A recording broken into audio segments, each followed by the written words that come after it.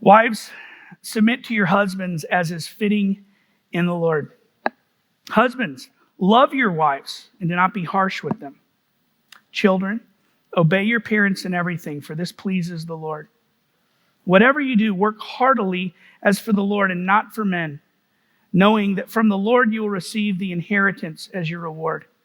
You are serving the Lord Christ. For wrongdoers will be paid back for the wrong he has done, and there is no partiality. Masters, treat your bondservants justly and fairly, knowing that you also have a master in heaven. So, first century culture, we can say very much reflected the world's approach to authority as power to dominate others.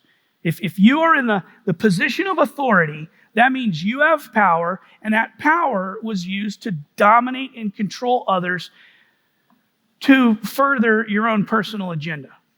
As many as 35% of the people in the Roman Empire were slaves. I mean, this is not like, these guys they're everywhere. Rome was built on this. And from all sorts of diversity. In some cities, there were more slaves than there were Roman citizens. Right? This is obviously not the way it's supposed to be. This is not by God's design.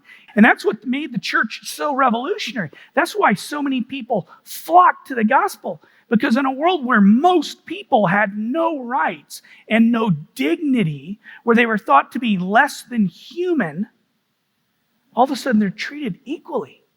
And it began with this call for Christians to live differently.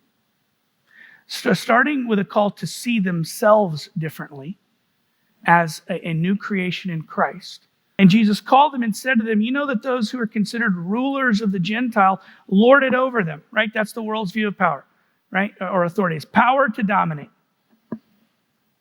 And their great ones exercise authority over them, but not so among you.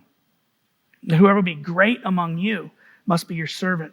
And whoever be first among you must be slave of all. For even the Son of Man came not to be served, but to serve and to give his life for a ransom for many. And so Jesus is saying, hey, in my kingdom, if you want to be great, you got to try to go lower.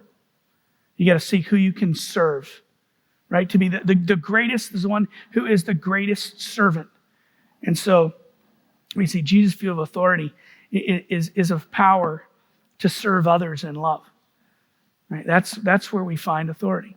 Not to serve others because we have to, or because we're expected to, or because there's maybe even anything in it for us in the immediate, but in love. It's a choice.